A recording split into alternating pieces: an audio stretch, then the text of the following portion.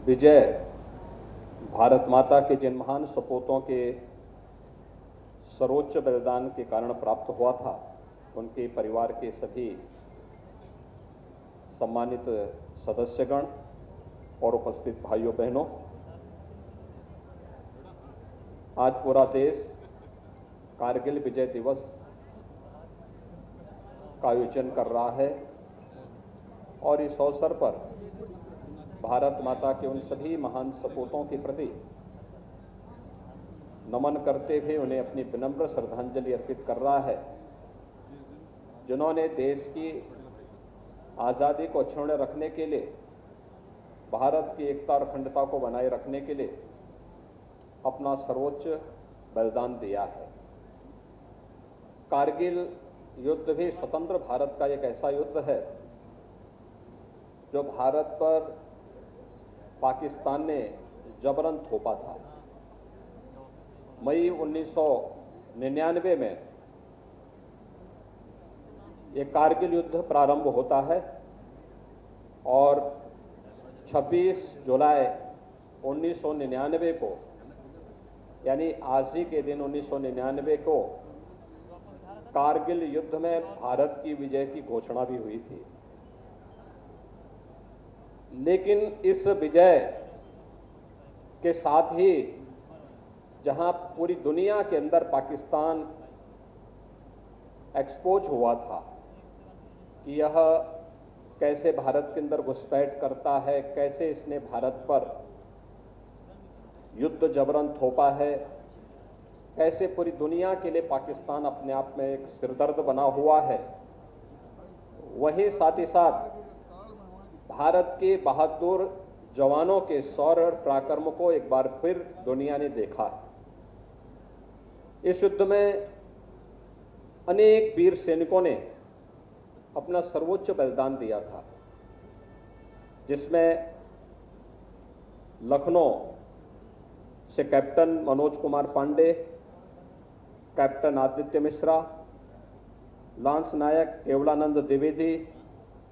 Rifleman Sunil Jung, major Ritesh Sharma, इन सब का नाम बड़े गर्व के साथ और बड़े सम्मान के साथ पूरा देश लेता है। और यही कारण है कि हमारे इन बहादुर जवानों के शौर्य, उनके साहस, उनकी वीरता को ध्यान में रख करके कैप्टन मनोज पांडे को युद्ध के उपरांत उनकी अति असाधारण वीरता, अदम्य साहस, उत्कृष्ट नेतृत्व तथा कर्तव्य निष्ठा के लिए भारतीय सेना का उच्चतम परंपराओं के अनुरूप सर्वोच्च बलिदान के लिए सेना का सर्वोच्च सम्मान परमवीर चक्र प्रदान किया गया था। प्रदेश सरकार ने देश के पहले सैनिक स्कूल का नाम कैप्टन मनोज कुमार पांडे के नाम पर ही प्रदेश के अंदर स्थापित किया, जो 1960 में लखनऊ में स्थापित हुआ था। इसके साथ ही सूबेदार मेजर पद को सुशोभित करने वाले तत्कालीन जो लांस नायक थे युगेंद्र यादव, ग्रेनेडियर को भी परमवीर चक्र से सम्मानित किया गया। मैं कारगिल युद्ध में शहीद हुए देश व प्रदेश के उन सभी बहादुर जवानों की वीरता को इस अवसर पर नमन करता हूं तथा देश की रक्षा करते हुए शहीद होने से बड़ा कोई बलिदान नहीं हो सकता। इन बलिदानियों का राष्ट्र के प्रति प्रेम, मातृभूमि के लिए प्राण तक न्यौछावर करने की भावना, उनका साहस, वीरता आदि के बारे में सोच करके ही हर भारतवासी रोमांचित हो उठता है। जिन्होंने, मैं विशेष रूप से इस अवसर पर उन माता पिता और उन परिवार के सदस्यों का अभिनंदन करता हूं जिन्होंने अपने परिवार के ऐसे वीर सपूतों को खोया है। इससे बड़ा बलिदान दूसरा नहीं हो सकता। पूरा राष्ट्र उनके प्रति ऋणी है और इस अवसर पर मैं उन सभी भारत माता के अमर सपूतों के परिवारजनों को इस बात के लिए आश्वस्त करता हूं कि केंद्र और राज्य सरकार सदैव उनके साथ खड़ी है। भाइयों बहनों, आज हम कारगिल विजय दिवस को ऐसे अवसर पर आयोजित कर रहे हैं जब हमें यह वर्ष देश की आजादी के अमृत महोत्सव के साथ जुड़ने का एक अवसर भी प्रदान करता है। आप सब जानते हैं कि 15 अगस्त 2022 देश की आजादी के 75 वर्ष पूर्ण होने का भी एक अवसर है और इस अवसर पर हम सब सौभाग्यशाली हैं कि देश की आजादी के इस अमृत महोत्सव आयोजन के साथ हमें जुड़ने का अवसर प्राप्त होगा। आदरणीय प्रधानमंत्री जी ने एक कार्यक्रम पूरे देश के लिए उपलब्ध कराया है कि हम यह महोत्सव तो मनाएंगे, लेकिन यह महोत्सव हमारे लिए केवल महोत्सव तक सीमित न रहे बल्कि एक संकल्प दिवस भी बन जाए। देश की आजादी के 75 वर्ष आगामी 25 वर्षों की एक बृहद कार्य योजना को लेकर के हमें कार्य करना होगा। ये बृहद कार्य योजना कि हमें भारत को, अपने देश को कहां लेके जाना है, कैसा भारत हम चाहते हैं, आने वाली पीढ़ी को कैसा भारत चाहिए और उस भारत के निर्माण के लिए पूरे भारतवासियों को 135 करोड़ की आबादी को एकजुट होकर के जब हम सब मिलकर के कार्य करेंगे तो उसके परिणाम भी हम सब के सामने आएंगे। और इस देश से 11 से 17 अगस्त के बीच एक विशेष अभियान चल रहा है। यहाँ पर स्कूली कार्य बच्चे भी काफी बड़ी संख्या में उपस्थित हैं। स्कूलों के माध्यम से प्रभात फेरियों का आयोजन, अनेक रचनात्मक कार्यक्रमों को स्कूली स्तर पर, अलग अलग संस्थाओं के स्तर पर, संगठनों के स्तर पर, व्यक्तियों के स्तर पर आयोजित होना है, जिसकी कार्य योजना पहले ही सभी जिला प्रशासन को उपलब्ध कराया जा चुका है। 13 से 15 अगस्त के बीच देश को हर घर तिरंगा के साथ जुड़ना है।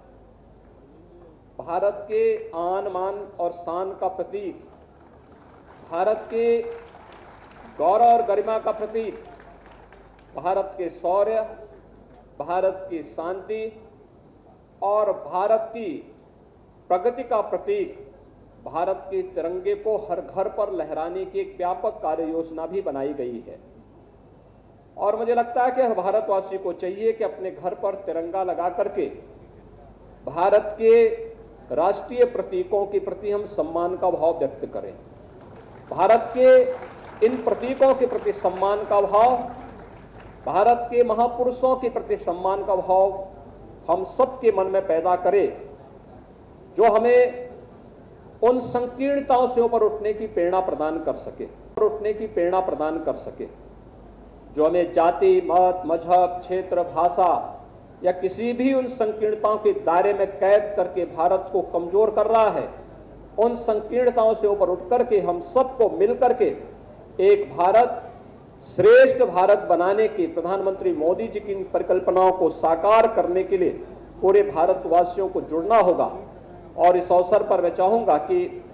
13 से 15 अगस्त के बीच हर घर पर भारत के आन मान और शान का प्रतीक तिरंगा लहराने की कार्रवाई को सभी स्कूल, कॉलेजेज, संगठन, संस्थाएं और हर भारतवासी और हर उत्तर प्रदेशवासी इस कार्यक्रम के साथ जुड़ेगा तो राष्ट्रीयता की एक नई लहर हर भारतवासी के अंदर पैदा करेगा और उन अमर बलिदानियों के सपने को साकार करने का इससे अच्छा अवसर नहीं होगा, जिन्होंने देश की रक्षा के लिए और भारत की अखंडता के लिए अपना सर्वोच्च बलिदान भारत की सीमाओं की रक्षा करते हुए दिया है। उन महापुरुषों के प्रति, उन अमर शहीदों के प्रति ये हमारी विनम्र श्रद्धांजलि भी होगी। मैं एक बार फिर से कारगिल विजय दिवस के अवसर पर पूरे प्रदेशवासियों को हृदय से बधाई देता हूं। अमर शहीदों के प्रति नमन करते हुए उनके परिजनों को इस बात के लिए आश्वस्त करता हूं कि सरकार उनके साथ में खड़ी है। और मैं नगर निगम को खासतौर पर इस बात के लिए धन्यवाद देता हूं कि प्रतिवर्ष कारगिल विजय दिवस का ये आयोजन यहां पर करके लखनऊ वासियों के मन में और प्रदेशवासियों के मन में संस्था का कर्तव्य किस रूप में बढ़कर के सामने देखने को मिलता है, उसकी एक झलक यहां पर हमें कारगिल विजय दिवस के इस आयोजन को नगर निगम के द्वारा आयोजित करने